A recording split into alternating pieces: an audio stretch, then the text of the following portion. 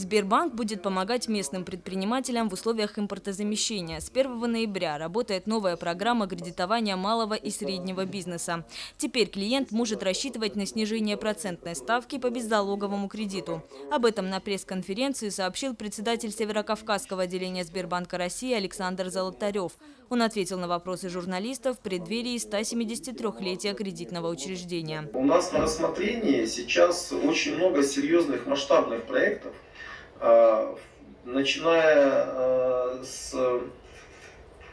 от семян, по постройке завода, семян, молочные фирмы, индейка, свиноводство. То есть это очень глобальные, овощеводство, очень глобальные серьезные проекты, в которые люди смело заходят. Речь шла о результатах работы банка за последние 9 месяцев, тенденциях и перспективах развития. Александр Золотарев отметил, что сложившаяся на рынке ситуация не стала для них неожиданностью. Эффективная бизнес-модель позволяет им успешно развивать коммерцию и сегодня. В условиях дорожания доллара и евро Александр Золотарев порекомендовал хранить деньги в той валюте, в которой люди получают зарплату. Он также посоветовал вкладывать сбережения в недвижимость. Яна Гагиева, Тинатин Музашвили, Ацамаз Шипшев, Осетия ТВ.